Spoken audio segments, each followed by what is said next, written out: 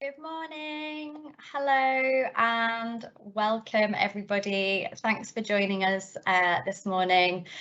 We've got a presentation for you on getting it right, applying for the England Woodland Creation Offer. I'm joined by my colleagues from the Grants and Incentives team who are going to walk you through some of our common mistakes and omissions that we see in applications for the England Woodland Creation Offer.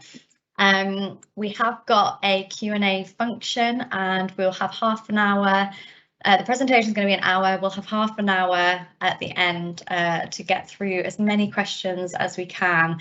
It's unlikely we'll get to all of them, so if you see questions that feel particularly relevant and you'd really like them to be answered, please do like other people's and then we will prioritise those ones. And yeah. Without further ado, I'll hand over to my colleagues and we'll start the presentation. Thank you, Rachel.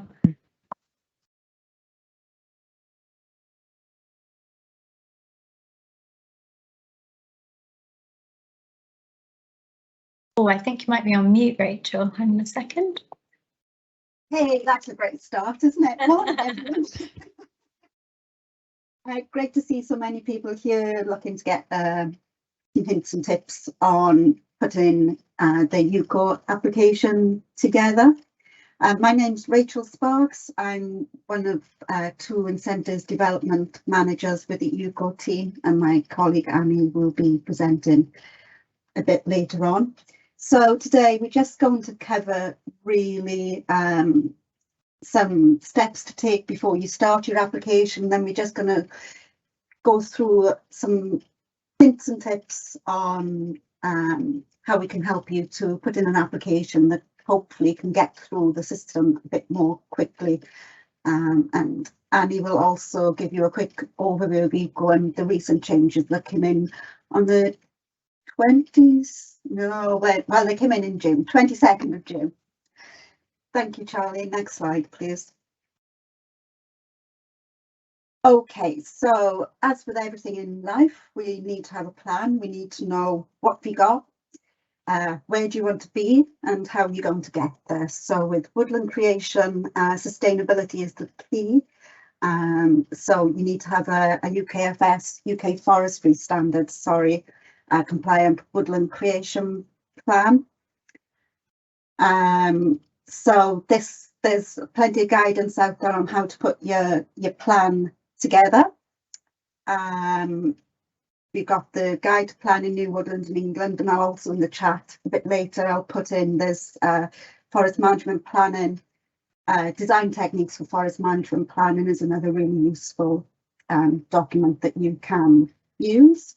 And obviously if you've got any questions, then just speak to your local woodland officer or woodland creation officer. So the guide to planning new woodland will take you through the steps of planning in detail, but we've just got a quick summary of the steps on the next slide. Thank you, Charlie. Okay, so we're going to assume you've got your site. And then what you need to think about is that there are, in many cases, there is funding available through the Woodland Creation Planning Grant for designing your woodland. And that will take you through the application there, takes you through all the steps that you need to go through. So have a look on gov.uk for the Woodland Creation Planning Grant or get in touch with your local FC office and somebody can help you out with that. So there's a number of stages in design planning. We haven't got the implementation and monitoring stages here. We're just going to concentrate on what you do to plan your woodland.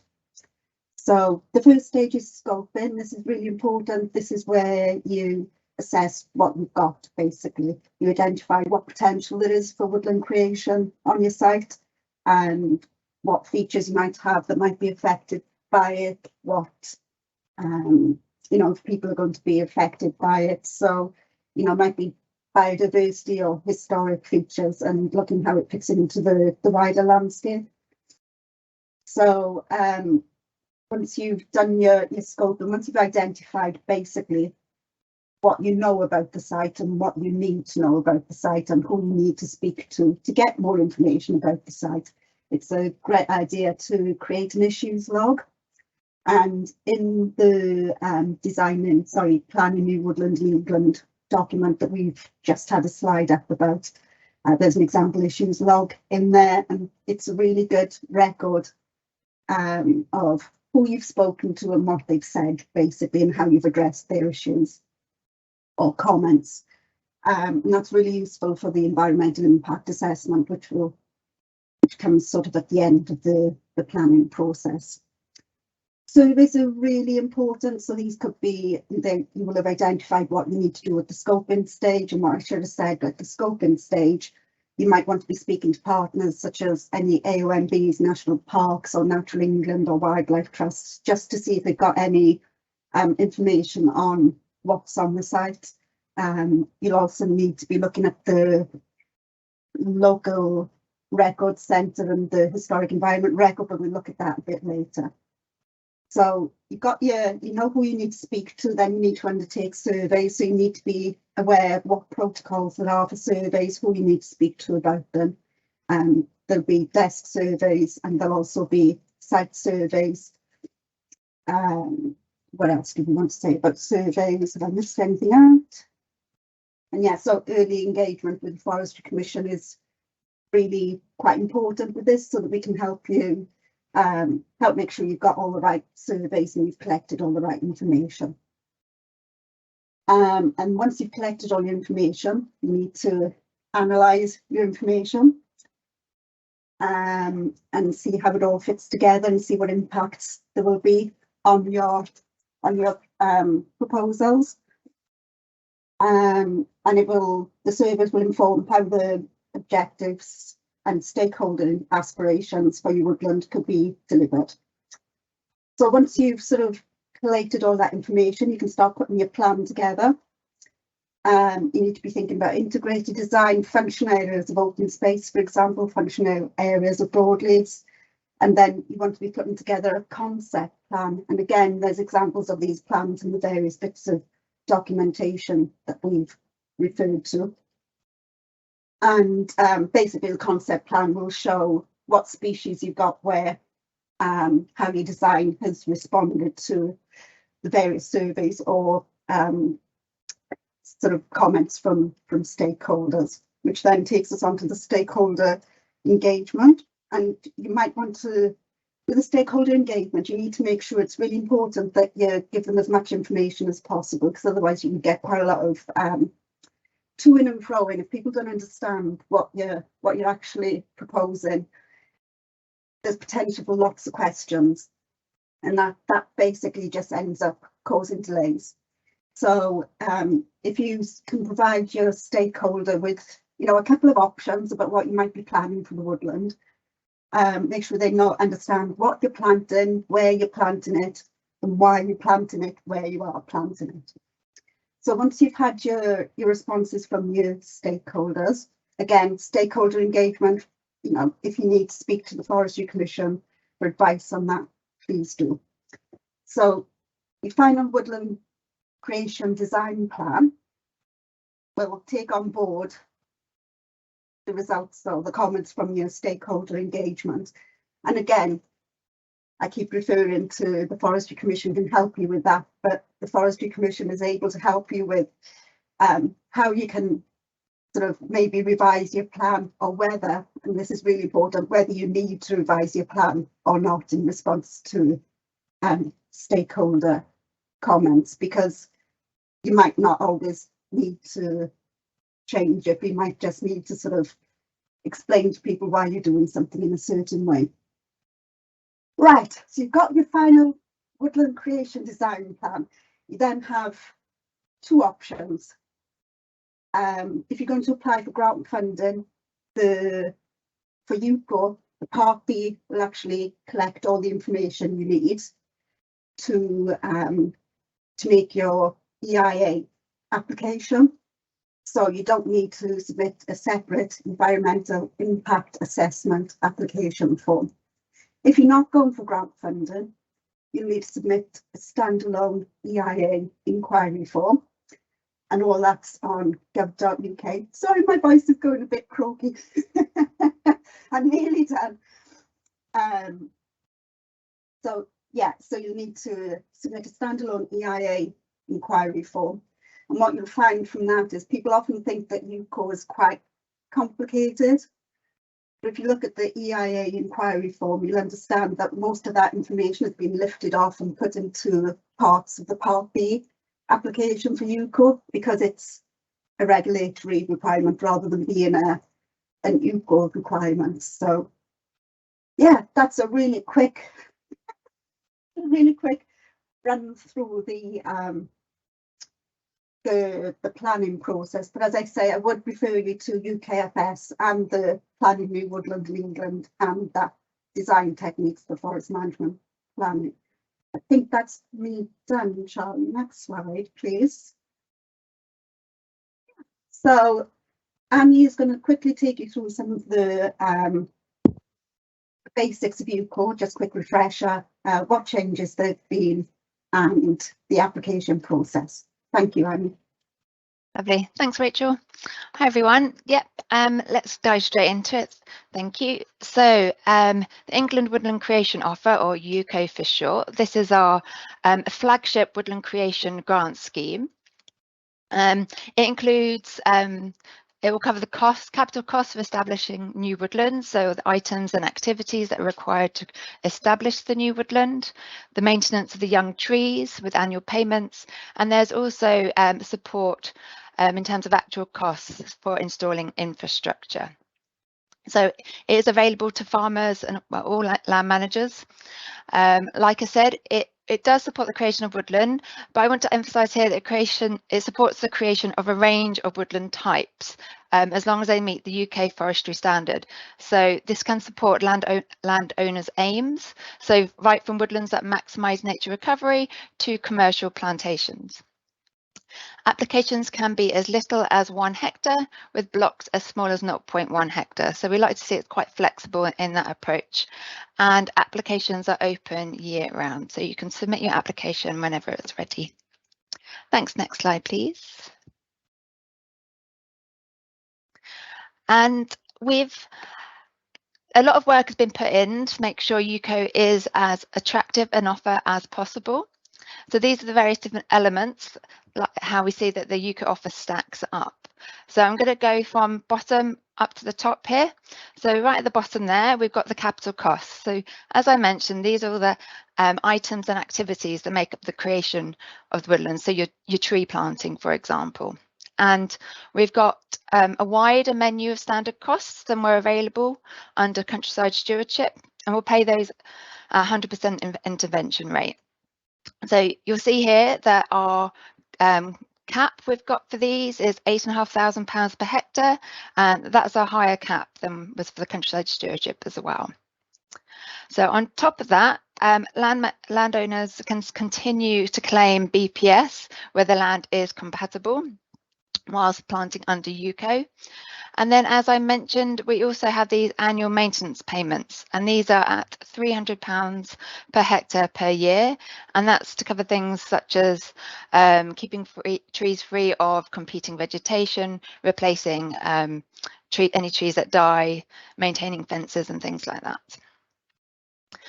Then on top of that, we have actual cost support for activities. So this is for applications that include any kind of infrastructure. So we've got 2 elements there. So infrastructure, that's for the future management of the woodland. For that, we'll pay 40% intervention rate. And then we have infrastructure for recreation, and we'll pay up to 100% intervention rate there.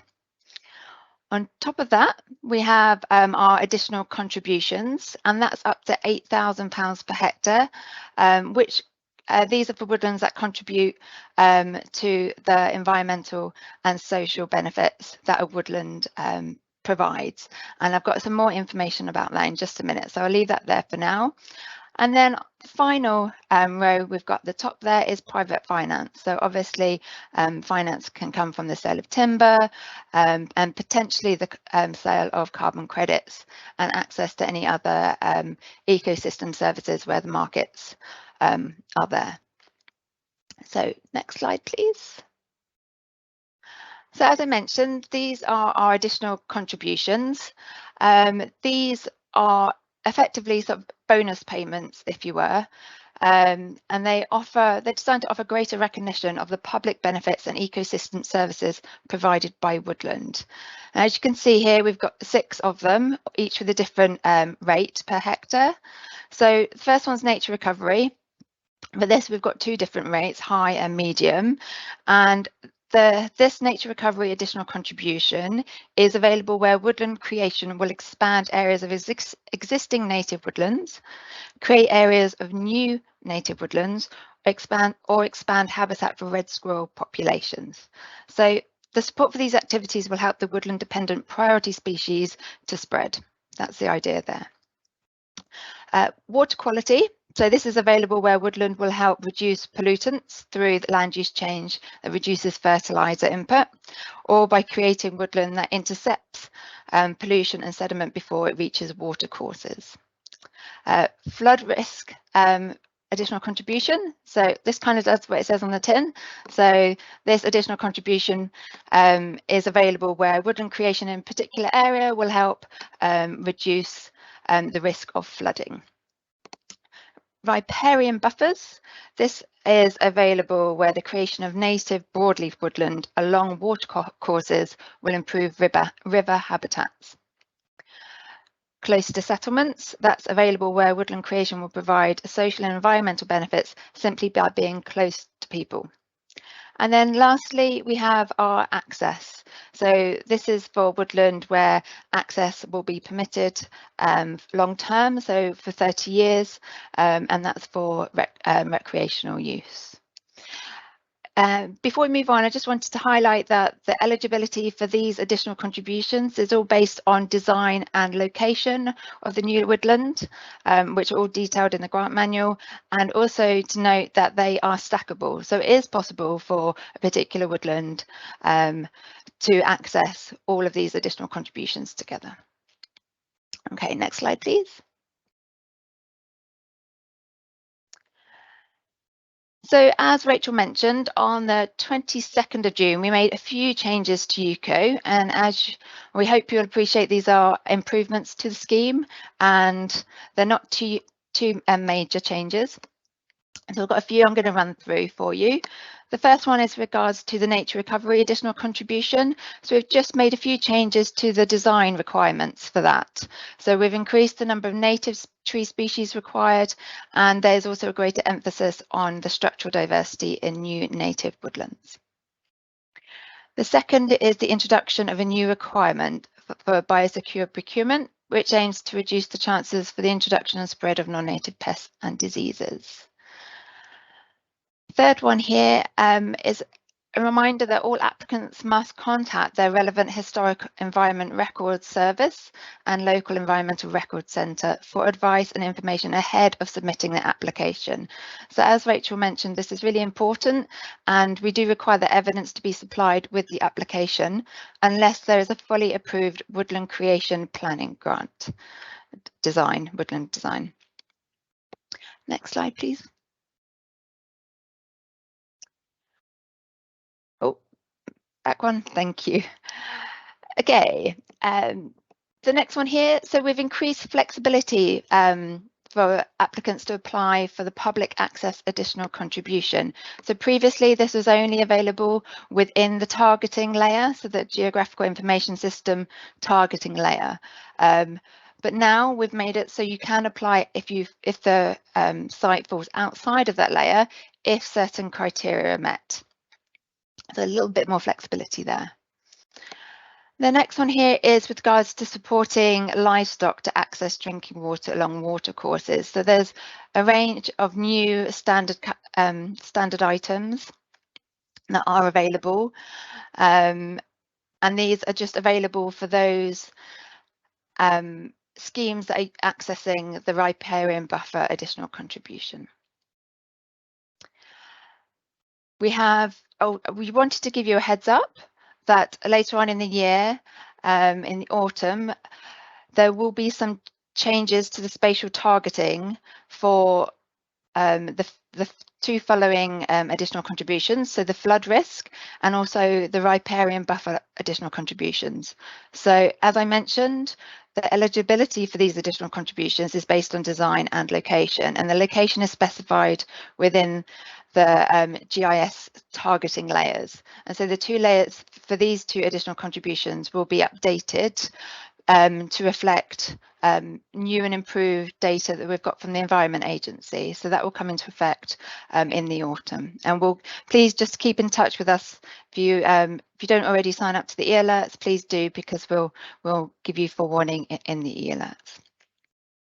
And then just a friendly reminder, please use the most recent versions of the application forms that you'll find on our webpage. With all of these changes that we've made recently, we have published some new forms, so please do make sure you go and access those. Next slide, please. Okay, so with that, let's have a quick look at the application process from start to finish. So first off, you must register with the Rural Payments to get a single business identifier, an SBI, and a customer reference number, so a CRN. And you must get these before you apply. They're needed on the application form. So you'll also need to register your land before we can offer you a grant agreement, and we recommend that you start that process as soon as possible. So following the process that Rachel outlined prior to application will mean you have a final woodland creation design ready to start your UCO application. And to submit your application, you will need to fill out a few forms. As you can see on the slide here, the UCO application form comes in two parts, Part A and Part B, which my colleagues are going to run you through later on in this presentation. So they're mandatory for all applications, along with the application map, which I'll say a few words about shortly. And then for other applications, a few other forms or supporting evidence may be required depending on the scheme.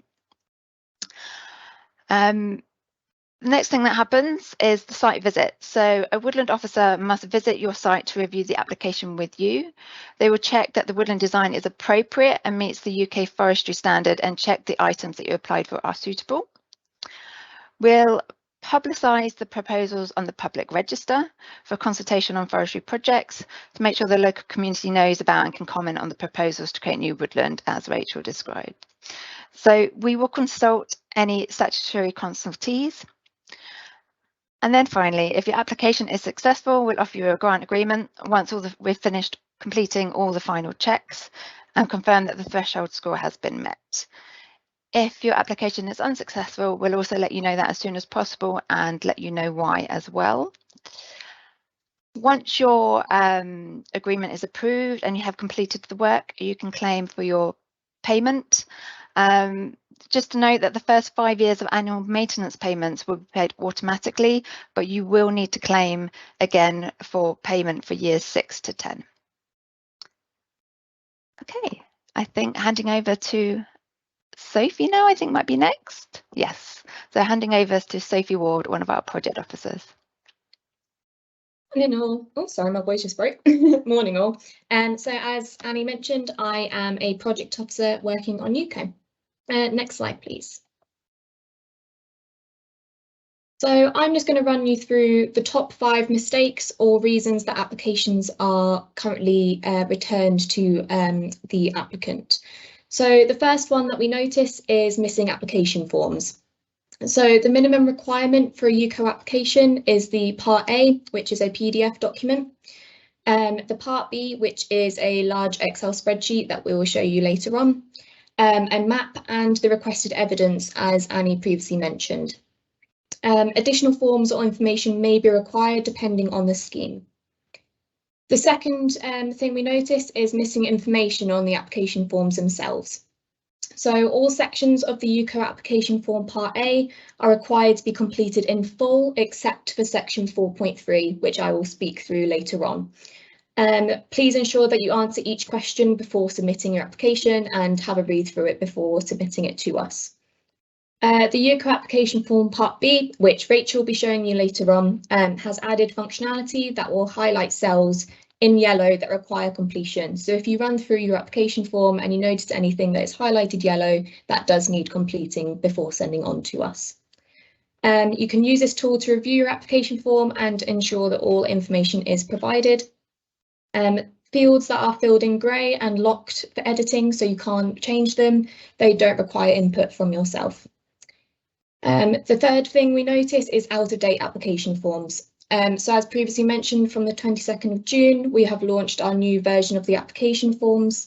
We will no longer accept older versions from this date, so please ensure that the version you are using is the one that is found on the government page. Early notice of new versions will also be shared via e-alert, so please make sure you're signed up to those as well. Fourth thing that we notice is pre-existing agri-environment agreements on your land. So you can apply to UCO on land that is currently in a countryside stewardship agreement if the agreement has less than 6 months left to run. Where we process an application within the 6 months, we will not issue a UCO agreement until that previous agreement has expired. If the agreement has more than 6 months left to run, you must agree with the RPA removal of that land from the countryside stewardship agreement before you submit your UCO application. You can apply to UCO on land that is currently in an ES agreement, so an environmental stewardship agreement, if the agreement has less than 6 months left to run. If the land in your UCO application is under an ES agreement with more than 6 months left to run, or you want a UCO agreement before the ES expires, you may apply to UCO, but you will need to remove your land from the ES agreement, which we will process if conditions A and B are met. So we will process that through the RPA for you. Agents must speak with their client to determine whether there are any pre-existing agri-environment agreements on the land prior to application. Lastly, the last thing that we notice is the application area is too small. So to be eligible for a UCO agreement, your application must cover a minimum of 1 hectare with individual blocks of at least 0.1 hectare each. Blocks must have a minimum width of 20 metres, with the exception of riparian buffers and shelter belts, which can have a minimum width of about 10 metres. Next slide, please. So I'm also going to talk you through some common omissions and how to avoid them. These are just a few of the common omissions, however, there are some others that we have noticed as well.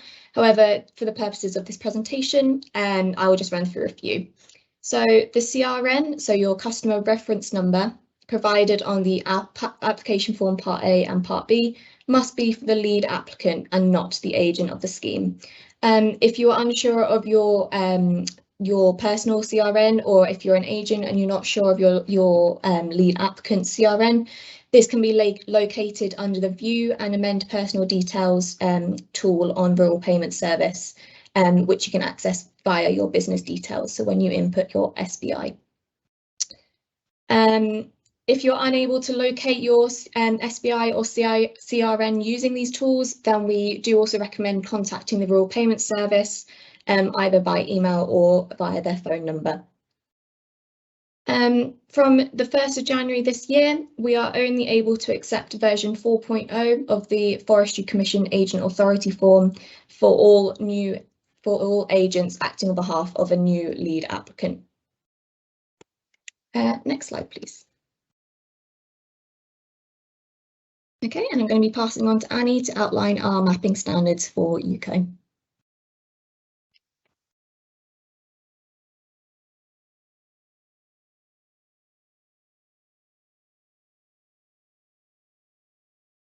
And I was muted, so let's start that again. Thanks, Sophie. Let's have a quick look at maps. So, as I mentioned, this is one of the sort of mandatory parts of the application. So a map showing all areas of proposed woodland creation and associated capital items must be provided with the application. You can use your own map as long as it meets the minimum mapping standards, and those minimum mapping standards I'll run through now, but they are also detailed in the grant manual for your reference. We do have a map request service, so if you use that, we'll send you a blank base map that you can mark up by hand to show your proposal. We recommend you request the map as early as possible. Next slide, please. So as I mentioned, the map must show all of the land where works will be undertaken, and there needs to be a clearly marked boundary, so a coloured line around the edge of the site. All of the compartments or sub-compartments need to be labelled with a reference that ties in with your application form Part B, so the two can be cross-referenced. And the location of the proposed work must be shown and marked with a coloured line or maybe some shading or a hatched area with the capital items listed next to them or in a legend. So it's just clear to us what you propose to do and where you propose to do it.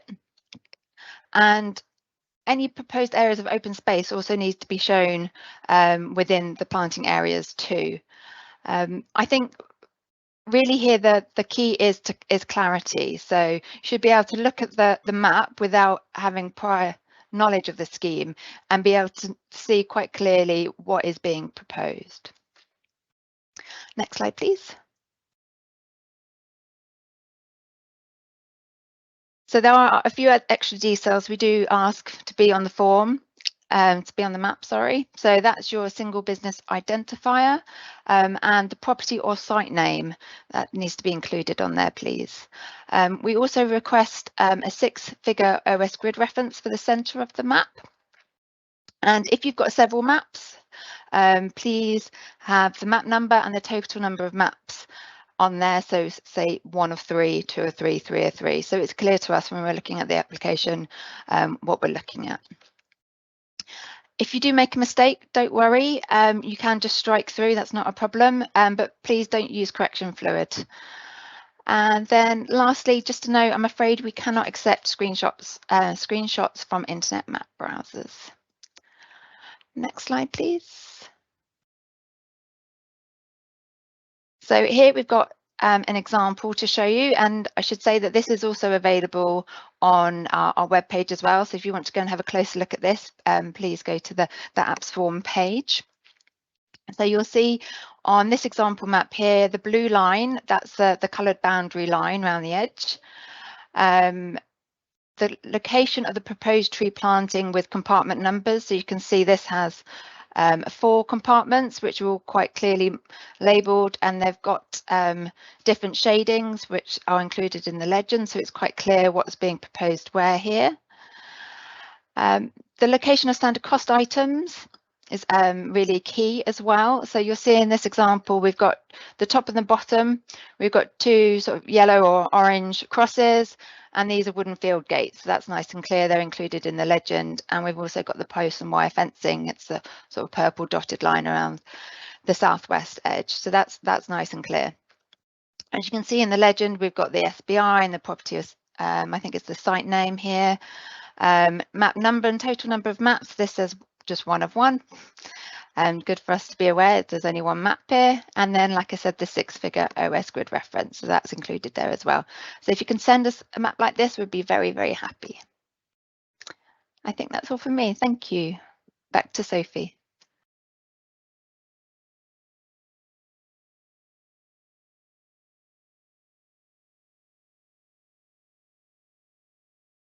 Okay, so I'm just going to talk you through the UCO application form Part A, which is the PDF version of our application forms that must be submitted alongside the Part B and a map. So first off, you can check the version number of your UCO application form by checking at the bottom of the page. So you can see this one is version 1.5, which was published on the 22nd of June. So this has all the new requirements for the biosecure procurement trial. So a common thing we notice in the section 1 is that one of these tick boxes must be ticked and it cannot be both. So you can either have full management control over the land, or you have signed consent from those with management control. So it is worth just reading through everything once and just making sure that you understand that if you have full management control and signed consent, then you can't have both. In relation to proposal to plant trees, we do always require this tick box to be completed as well. In section 2, this is where we expect the lead applicant details to be provided.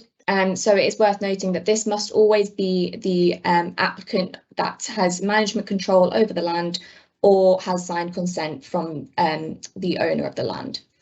So here you do have to put your SBI and CRN, and we will be checking that these are the correct length. So I've put a little note here. The SBI must be 9 characters long. The CRN must be 10 characters long. So if you're inputting numbers that aren't that length, then it is quite high possibility that they are incorrect and will be returned to you.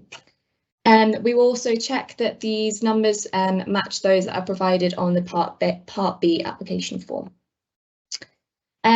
We do also require the contact details of the lead applicant to be completed in full, and this is just in case we need to contact you regarding your scheme in future. If you're a tenant, you do also need to fill out section 2.2. However, if you're not, then this can be left blank. Section 2.3, this is where you would input the details of the agent if you have one working on behalf of the lead applicant. And in place of this as well, if you are an agent, you must submit an agent authority form if we do not already have one on file for you acting on behalf of the lead applicant. Section 3 is the one that's undergone the most changes to do with the biosecure procurement. So this currently asks, it's basically a tick box about plant healthy and ready to plant on this section here. And answers to these questions are required in full and are mandatory. So they will be returned to you if these are not completed. If you do not have a woodland creation planning grant, so if you have not been through that grant before, then we do require this section to be completed in full for us to be able to carry out mapping of your scheme. We do also require you to provide information on when you wish to plant your scheme and also the claim years, which help us monitor who will be claiming when and where. Section 4.2 must also be filled out whether you want to apply for annual maintenance payments or if you want to be excluded from that as well.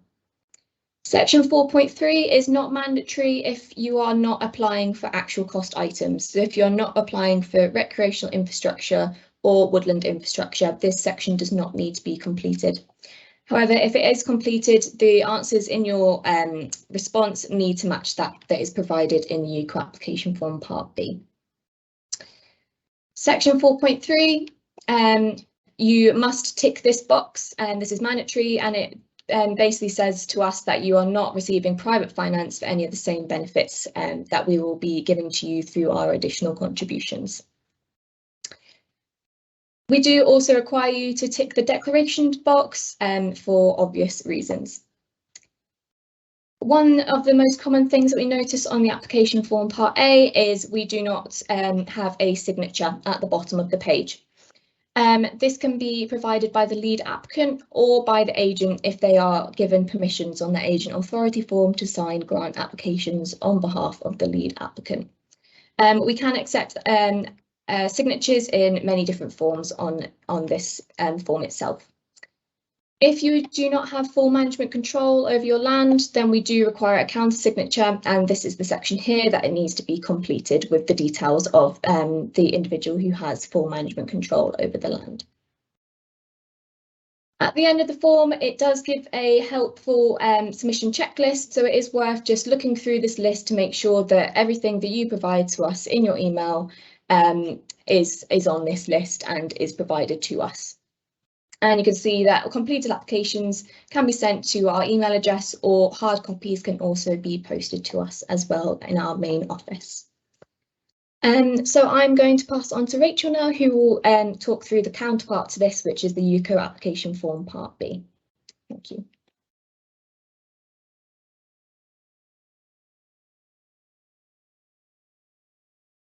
Thanks, Sophie. I'm getting there. I was just a little bit distracted there, sorry. Okay, can somebody just confirm, please, that we can see the UCO application form Part B? Yes, I can see that, Rachel.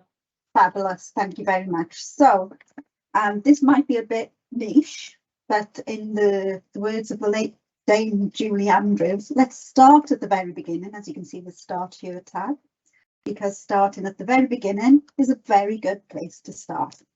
And I would say that theme continues throughout the Part B, because you need to follow it through tab by tab, because basically some of the fields later on will auto-populate. I am going to reiterate here, I will repeat what Sophie was saying and what Annie was saying.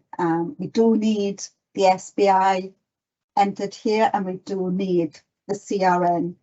And I think I've seen comments in the chat about the CRN. Some landowners don't know. Well, unfortunately, if they want to apply for UCO, they need to find out, is the harsh reality of that. So yes, we do need these. The Part B is actually a separate form to the Part A, so we do need to make sure that we've got the SBI and the CRN on here, to make sure that we've got the right Part B linked to the right person and the right application form. If you have you can see here, hopefully you can see my cursor. We've got a question here: do you have a Forestry Commission approved woodland creation plan via the Woodland Creation Planning Grant? Now, I'm not sure if I can, doing this live might be a bit tricky. So if I say yes, and if you look down the bottom here, you can see WCP 1 to 5. And if I put that in there, that might, oh no, it doesn't.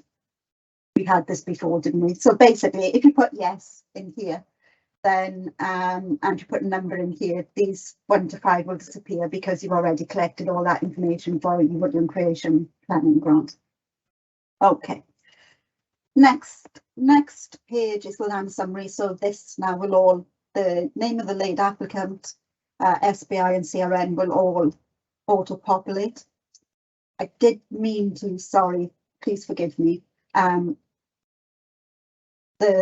Some of the maps that were in Annie's section and some of this detail in here has been provided by Pryor and Rickett Silviculture. So I just want to thank them for their for helping us to put some materials together for this application. Okay, so land summary. So basically each compartment needs to be separately input. What I would say, it's quite important change now, is that if you are planning to apply for the riparian buffer additional contribution, it is now a requirement of UCO that you map that as a separate area, and it would have a separate line in here. So you input the amount of open space in each compartment, and then that's auto-populated by the area that equates to, is auto-populated by the spreadsheet. You can see here we've got a designation on this site, and obviously you need to just make sure that you record if there's any existing agreements on the site.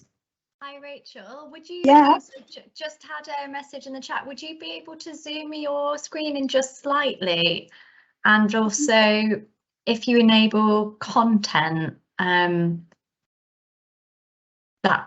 will mean the functionality works with the the spreadsheet. Yeah. Thank you. Not sure how. That's brilliant. Is that better? Yes, it is slightly, yes. Yeah, it's quite a wide spreadsheet. If I go in, let me just see if I can do it tiny bit. Right, we'll maybe go with that.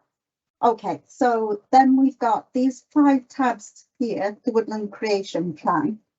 So these really collect a lot of the information that we were talking about in the planning process. So number 1, the area auto-populates. What's your long-term vision? And I'll just let you quickly read through that. So you're just talking about what your objectives are for your for your woodland, but it could be commercial, it could be purely carbon sequestration. You just need to pop that in there.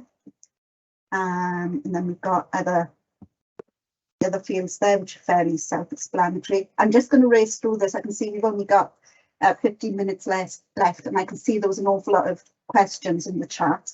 So I'm just going to try and not labour this too much. So the Woodland Creation Plan 2 sheet, objectives and threats. So basically it's just saying, setting out what your objectives are.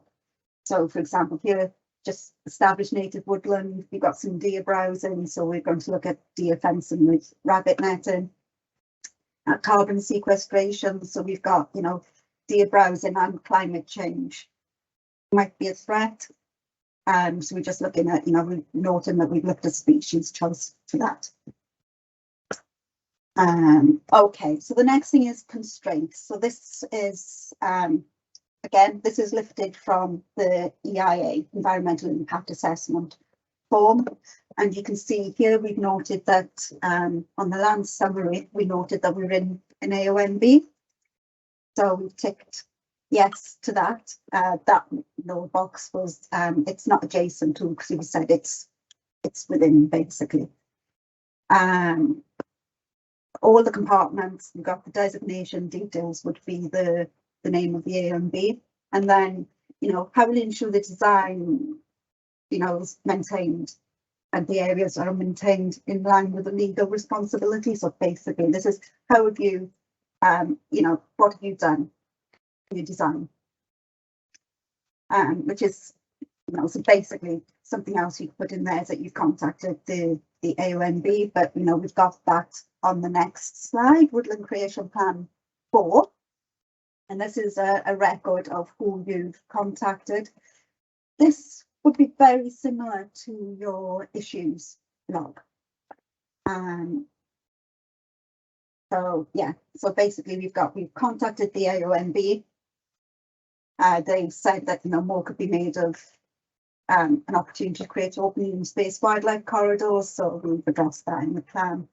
We've got the HER and the LN, so Historic Environment Record and the Local Record Centre, sorry, that should be in there, but we will also look in here. So I should just say in this contact, you should have anyone, it could be neighbours, it could be a wildlife trust, anyone who might have interest, could be the local authority, access officer, for example, if you've got footpaths or whatever in there as well.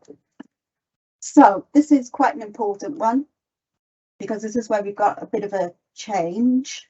So this is what you get your environmental checks.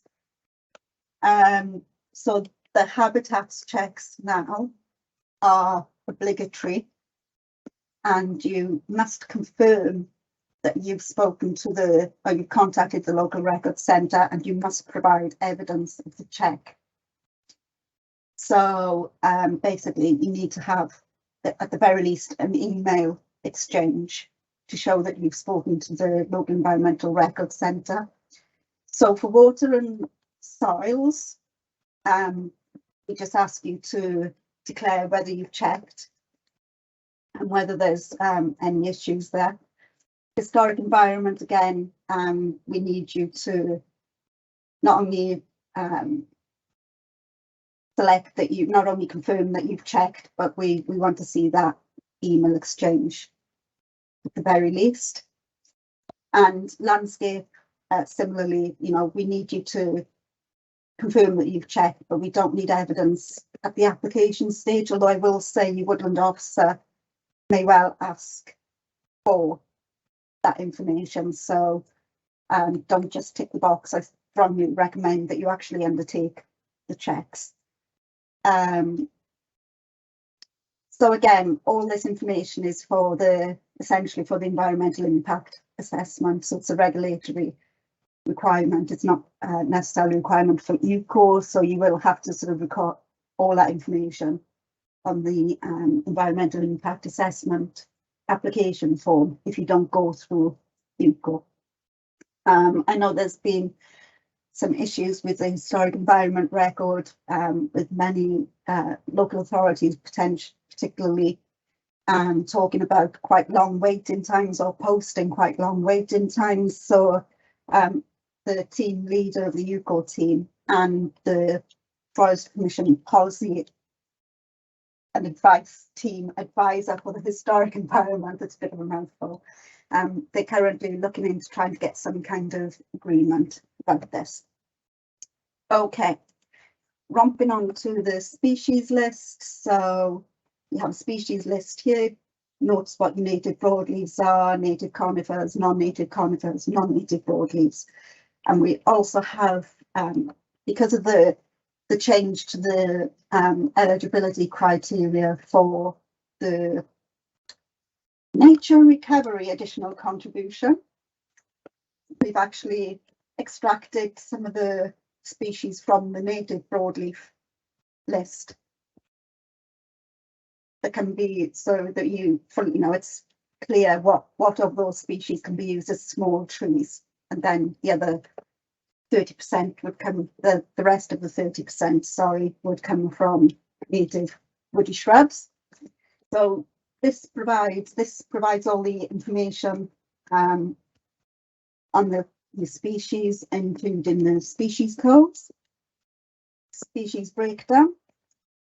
So you need to make sure that your species, and you have to use one line for each species in each compartment. So you can see here we've had to break this down: sessile, oak, hornbeam, birch, lime, wild cherry and Scots pine. This is the percentage of the net area and the stocking density. Now these are important because you need to ensure that your species makes stocking density and your open ground either satisfy the basic eligibility criteria of UCO or any additional contributions that you might be looking for. Okay, so this is the additional contribution page.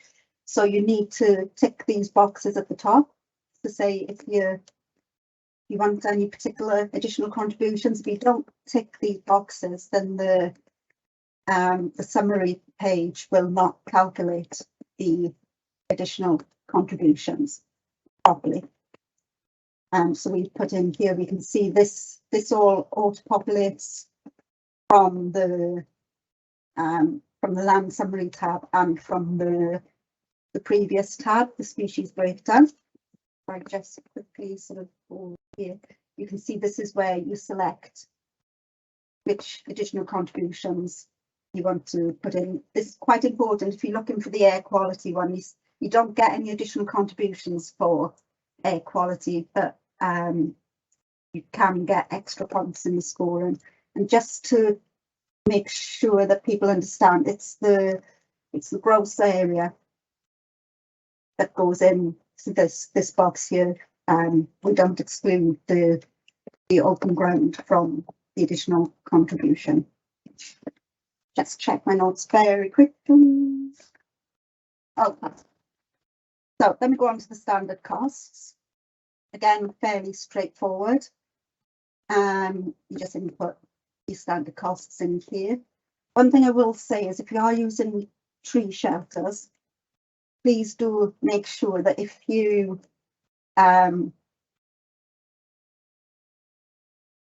sort of mess around with maybe your open space or your stocking densities here, you need to make sure that you change, that you've got the right number of tree shelters in.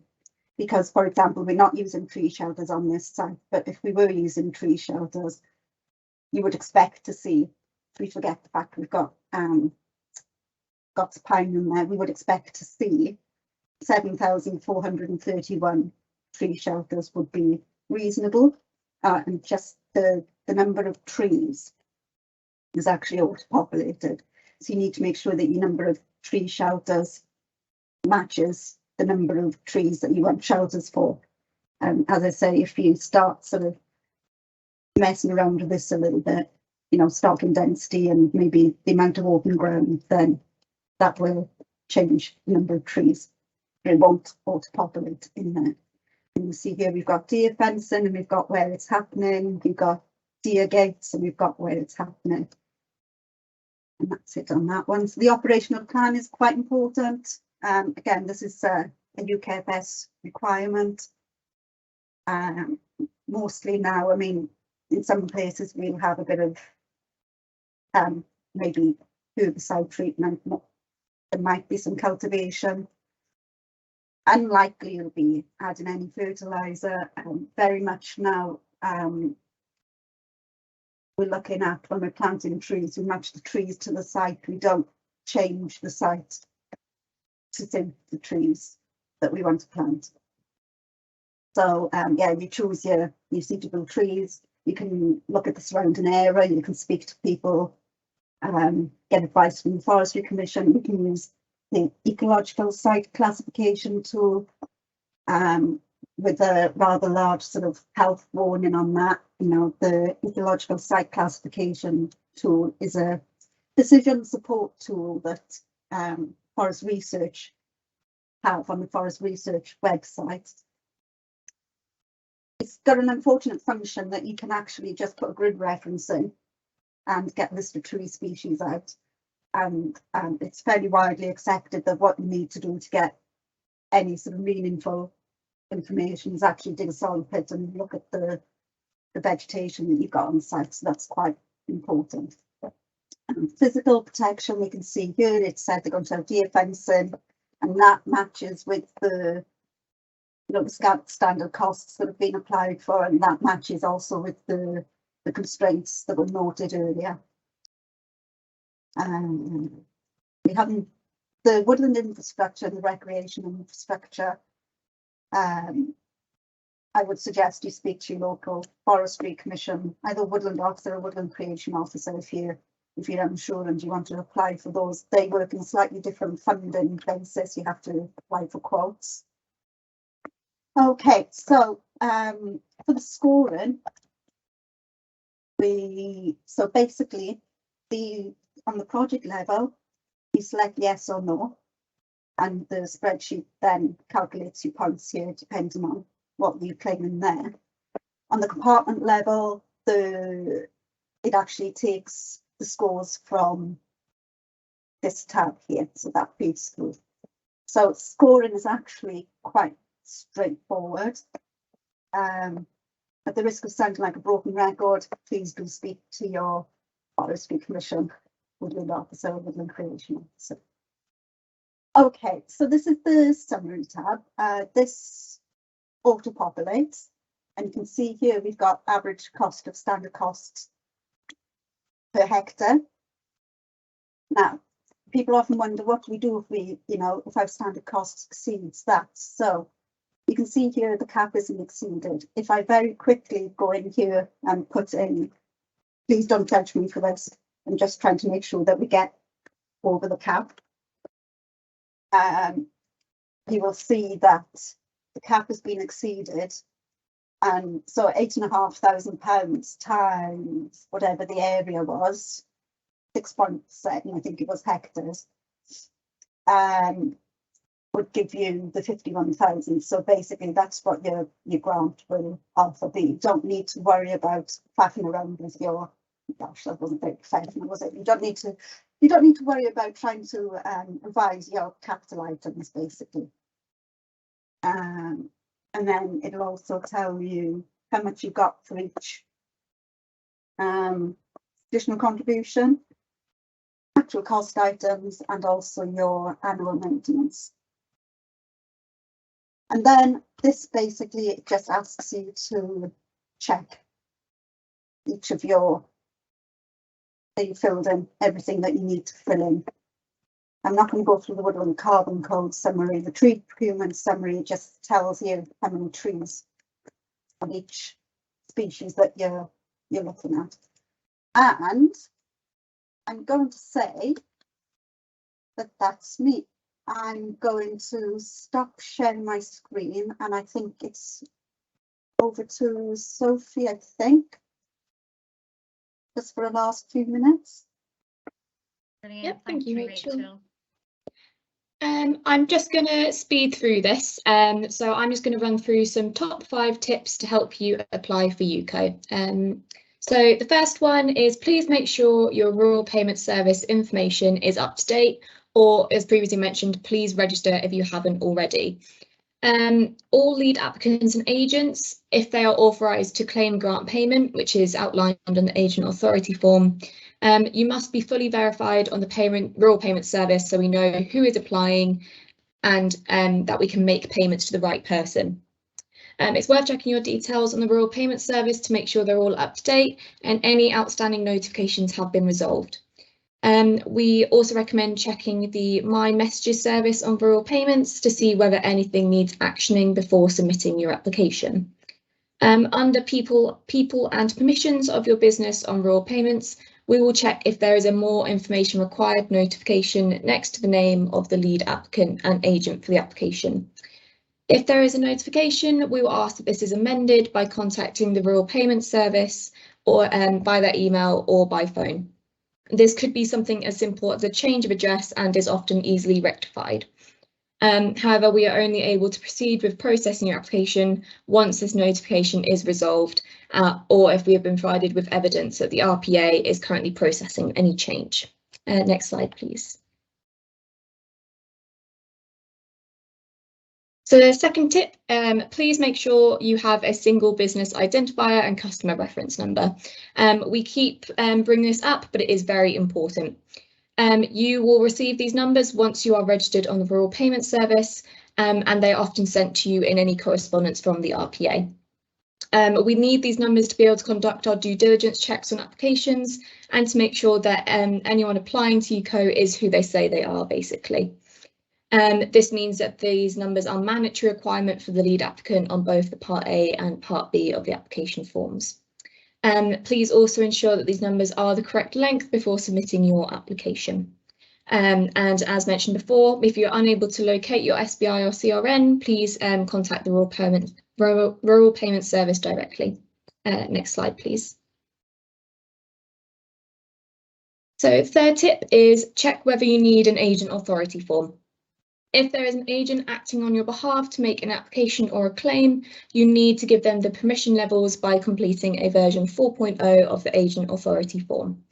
If you have already authorised the agent to act on your behalf previously and you've submitted an old version that we have on file, then it is absolutely fine, but you just need to confirm this on your application form Part A and you're not required to submit a new form for that one. Next slide, please. So number 4 is please check the information that you've provided on your UCO application maps. A map showing all the areas of the proposed woodland creation and any associated capital items must be provided with your UCO application. So any items that you have applied for in the UCO application form Part B in the standard cost tab, they must be outlined and detailed on your application map. If your application is successful, you're offered an agreement, then this application map will become your agreement map and we will be using this to check any claim that you submit. And also it must obviously meet the minimum mapping requirements that we ran through earlier in this presentation. Next slide, please. So the last one we have is it is essential that work does not begin on any activity that will be funded through UCO until you have formally accepted your grant agreement by returning the acceptance letter either to us by email or by post. Work carried out before you signed your UCO agreement will be ineligible for funding. You should, however, speak to nurseries early about availability of planting stock. The more notice you can give your nursery, the more likely they are to be able to fulfill any order you make later. Next slide, please. So once you've gathered all the information you need, you can start completing your application. So completed forms can be sent to us either by post or by email to uco@forestrycommission.gov.uk. You should receive an acknowledgement of your application within 3 working days. This may take longer during peak periods, but please feel free to just send us a follow-up email if we have not responded to you within that time frame. Funding decisions can take 12 to 20 weeks from receiving a valid application, so we do recommend you getting in your application as soon as possible before the next planting season. However, timescales are likely to be shorter where applicants have already completed and have an approved woodland creation design plan through the Woodland Creation Planning Grant. Where you require extra support in your application, please feel free to use the useful links provided on this slide, or consider appointing a land agent to act on your behalf. And I know there is also several charities as well that might help you with your application. And in the end, we look forward to receiving your UCO application. And throughout the application process, if you have any questions, then please feel free to email us at ucoinquiries@forestcommission.gov.uk. Thank you. Next slide, please.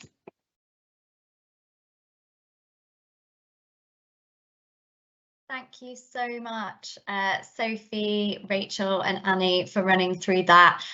We've had lots and lots of questions. We're going to make our way through some of those now, but just to say, I will post in the chat a link to that email address that Sophie just mentioned. So if we don't manage to get to all of your specific UCO queries in this Q&A session, hopefully you can contact that mailbox and yeah, they will respond to that query.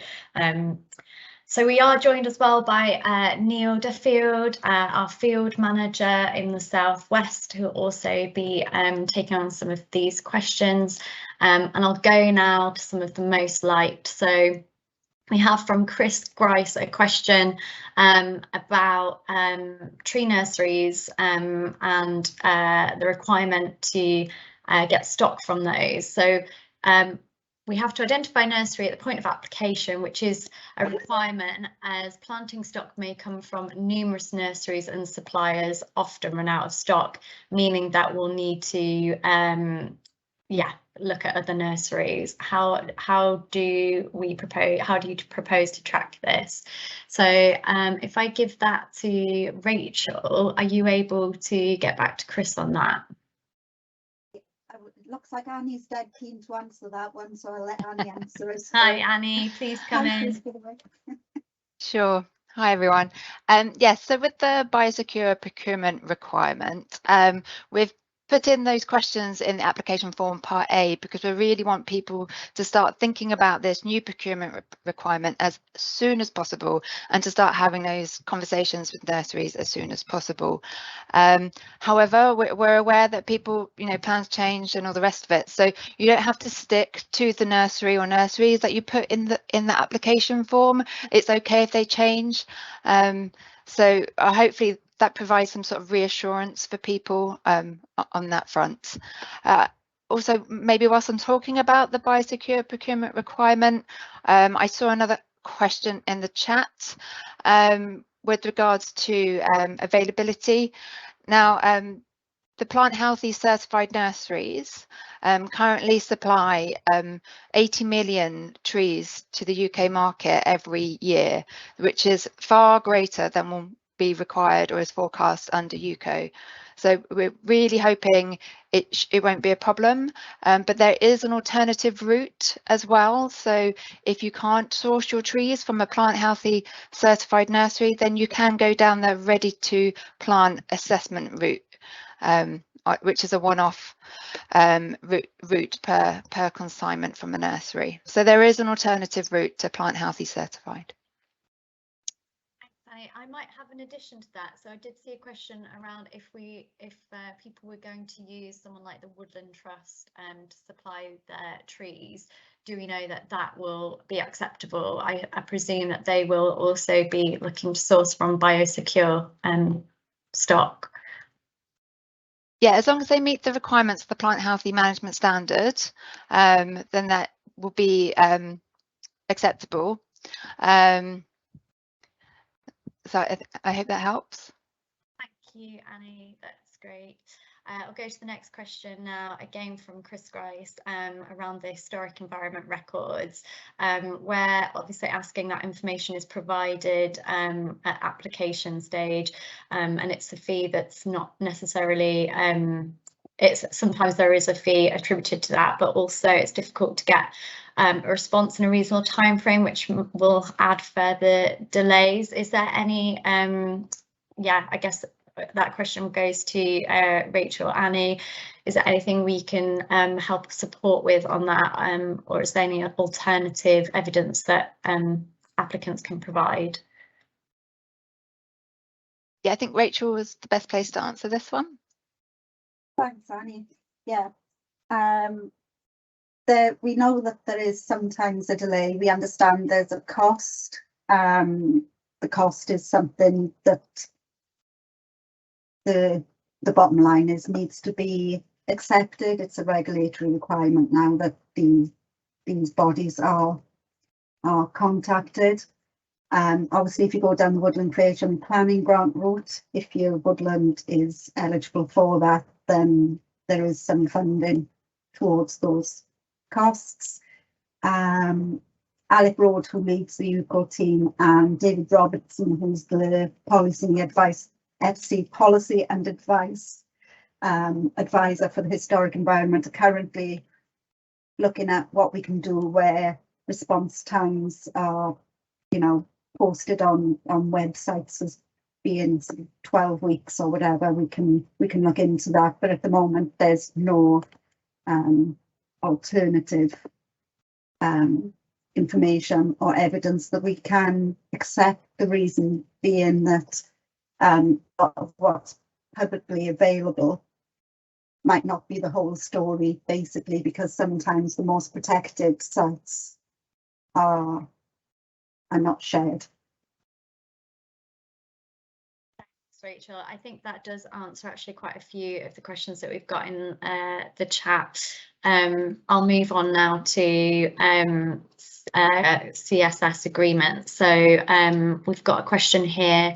I sent a UCO application in and then was asked to remove the areas from current CSS agreement before the UCO application could move forward. The UCO application was then declined due to historic land issues, but now we don't have CSS income. Why is land still being asked to be removed from CSS agreement before UCO application is approved? I think that one will be to you as well, Rachel. I'm not the best person to talk about the admin sort of side of things. I don't want to put Sophie on the spot. She might have a bit more information about that, but I suspect with this one it might be one that we really need to take away. Rebecca, if you could just get the contact details of the person who put that one in, unless Sophie wants to say anything. I would just say that the reason why we do request that the land doesn't have any pre-existing agri-environment agreements is just because we cannot offer a UCO agreement where we will be dual funding land that has already got agreements on it. So we cannot be paying for the same thing that's already happening on the land. If we were to have an application go through and it got to the stage where we were able to offer a UCO agreement, then amending a pre-existing agreement might take a long time, and it might also be subject to repayments as well. So ultimately, we'll take this away and we'll get you a more detailed answer. But by asking people to remove the pre-existing agreements, it makes sure that your application is going to go through a lot quicker. I mean, we're not going to get to a stage where we're able to offer an agreement, but we're waiting for months for the pre-existing agreement to be removed. Thanks, Sophie. I might have another question related to that that somebody else has asked around. Is it possible to apply for the Woodland Creation Planning Grant, which will kind of give you an indication of whether it will be acceptable through UCO at the same time as having an existing CSS agreement? Rachel, I can see she's got a hand up if you want to go over to her. Thanks, Rachel.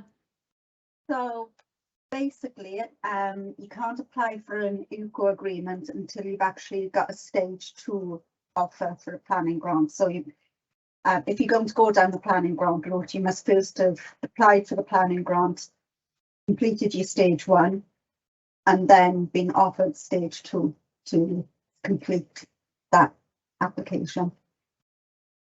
And can you do that whilst you're in a CSS agreement? Yes. Yes, great. I think that does answer some question that I've seen here. Let me just go to the next. Neil's got his hand up. Oh, Neil, please come in.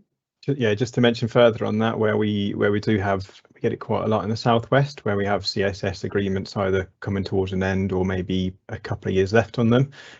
We just encourage you to have a conversation with your Woodland Creation Officer, particularly if you're going through a Woodland Creation Planning Grant, because then they will sort of try and help find the best solution for you. It may be that you don't fully come out of a CSS agreement and it's you keep part of it and go towards a UCO for the other part of your land, but hopefully they will be able to help advise on that. Great, thank you, Neil. We've also had quite a few questions around engaging with various stakeholders.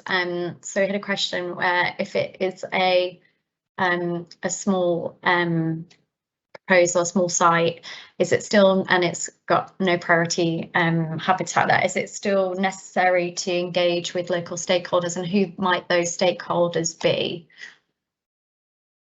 Yeah, so with UCO we follow the same EIA guidelines as any other scheme that we work on. So with afforestation, if it's that less than 2 hectares and it's not in a sensitive area, then you know, we are the key ones. I mean, we'd always encourage you to, again, speak to FC when you put your application in, because we will help identify if there are any other stakeholders need to be contacted. As soon as you go over 2 hectares, it's likely that there will be additional stakeholders, whether that be local planning authority or potentially Natural England if you do have sensitive sites either nearby or on your site. Just related to that, there was one question about contacting the Environment Agency as well as a stakeholder, and that will typically be where either there's a protected water body or a water body close by, or potentially if there's any groundwater issues with planting on your site as well. Once again, we'll help identify that if needs be.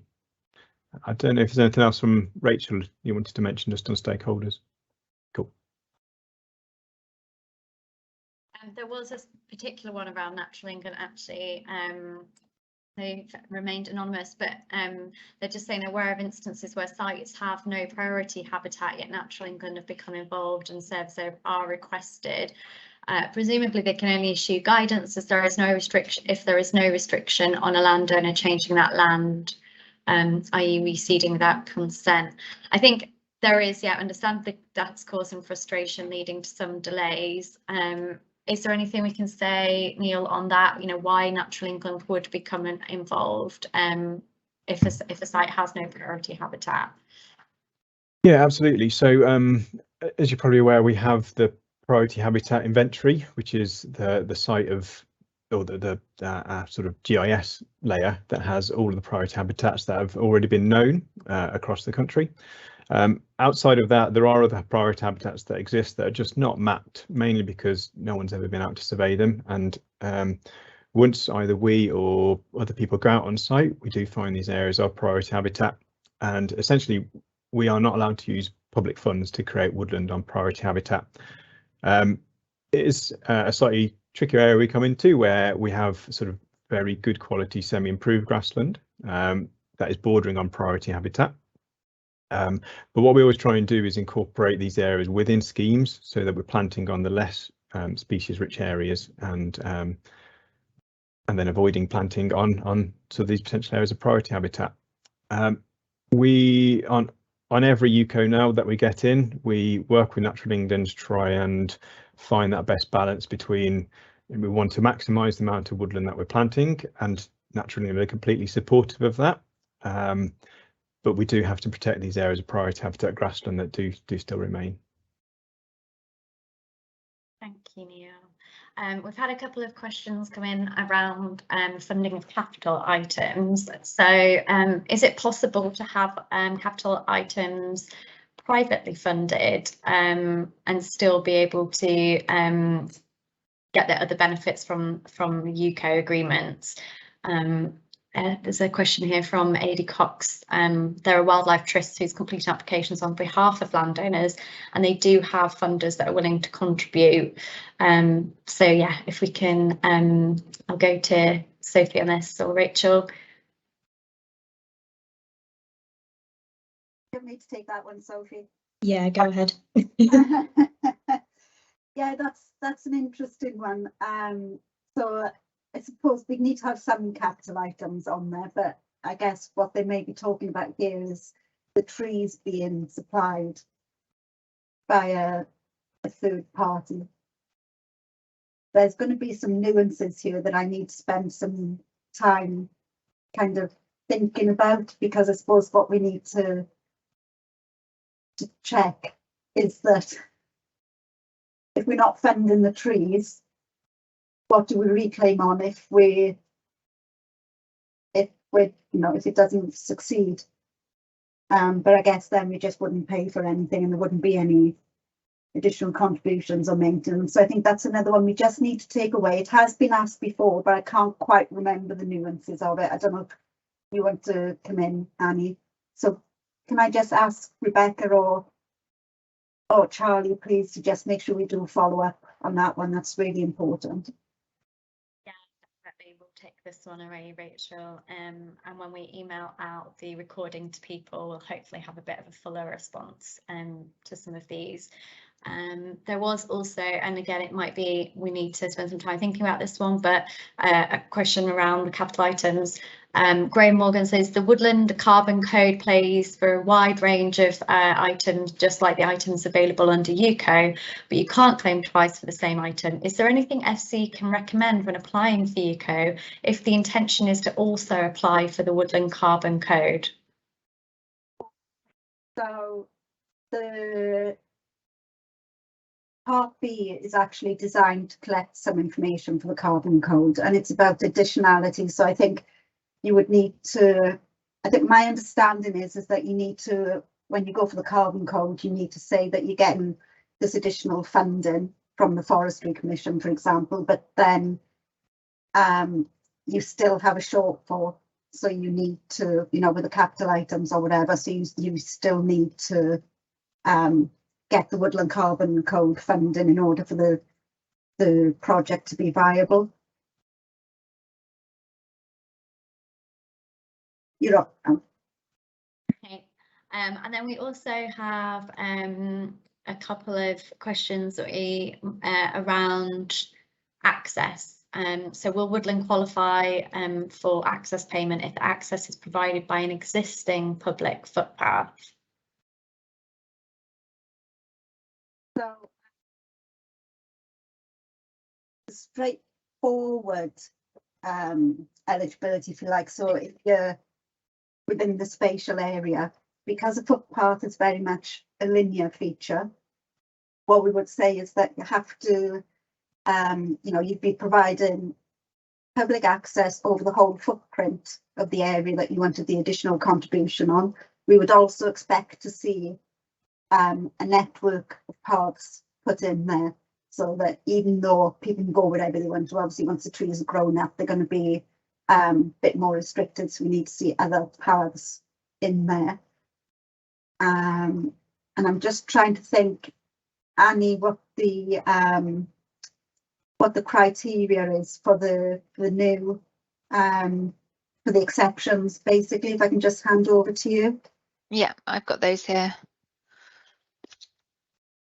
So to apply for the additional contribution, the public access one outside of the spatial targeting layer, there are two different types of criteria. So a primary criteria, so all the schemes wanting to do this will have to meet this one, and this is the new woodland is well placed to be accessible by public transport. So for example, proximity to road, rail station or bus stop. So that one's applicable to all. And then one or more of the following secondary criteria, and those are already the land to be planted already has existing permissive or tolerated access, where access would create a better connected network. So, for example, linking two public rights of way, or the third one here, the scheme will support wider engagement with environmental education and increase awareness of the importance of woodlands for climate action. Next one, where access for higher rights is provided. And finally, where the access to the new woodland will enable access to a heritage asset, so for example a hill fort or burial ground. So that first one is accessible by public transport.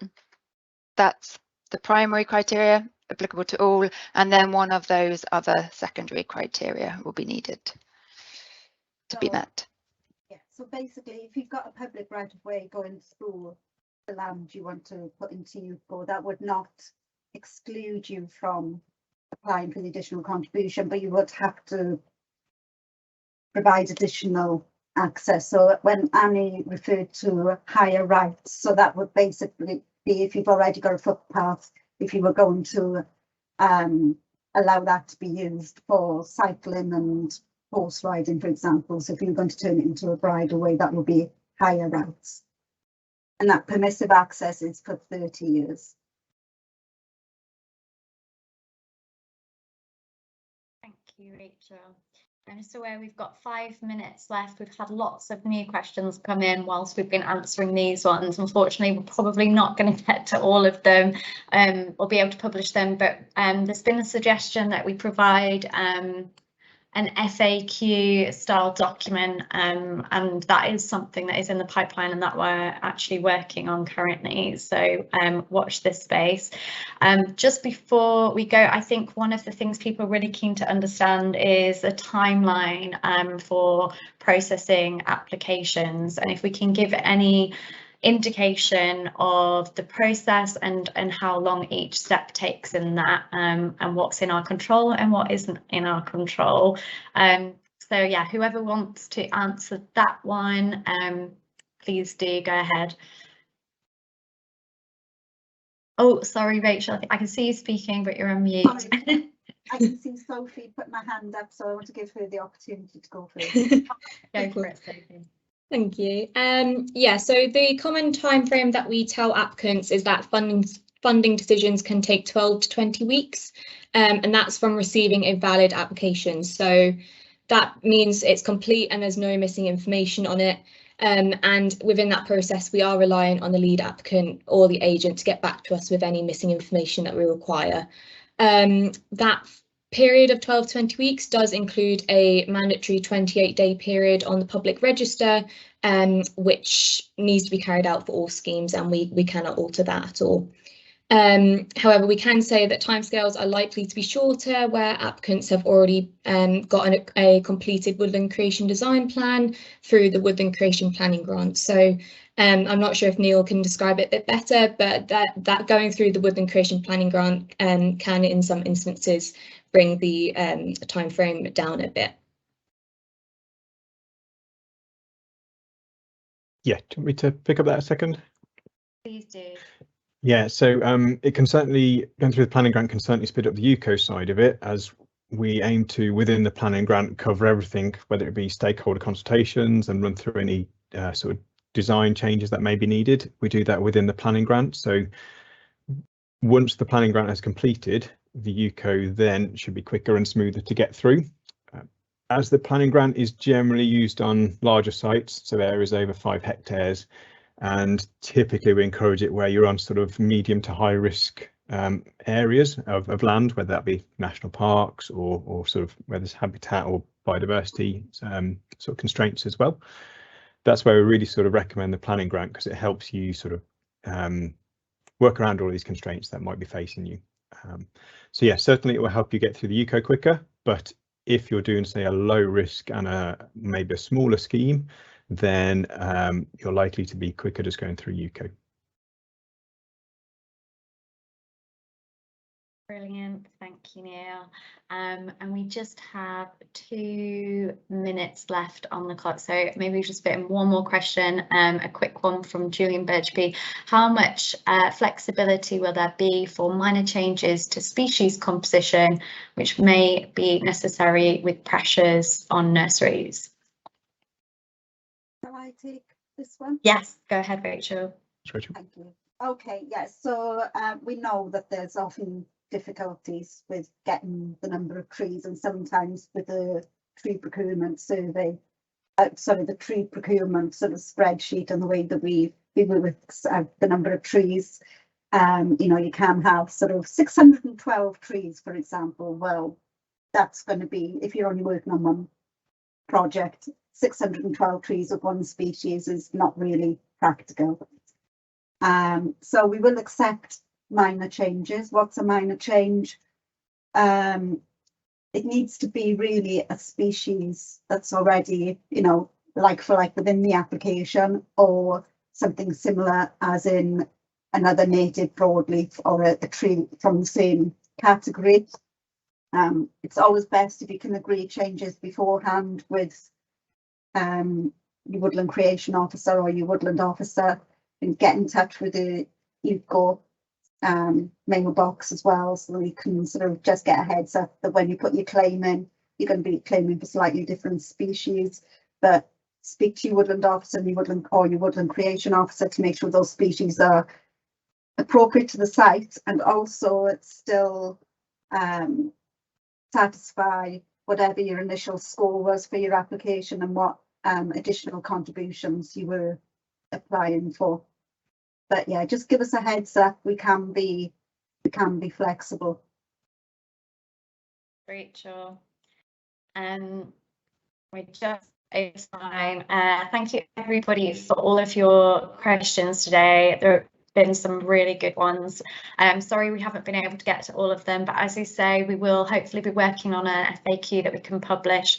And also please do, if you have specific inquiries, either contact your woodland officer and woodland creation officer, or if they're UCO specific inquiries, then there is that UCO mailbox that we put in the chat, and that is also linked on the slides. We'll send round these slides and the recording of this webinar to everybody that attended, and please do forward on to your colleagues and your networks. Thank you team for presentations today. That was great, and I hope you all have a great rest of the day. Thank you.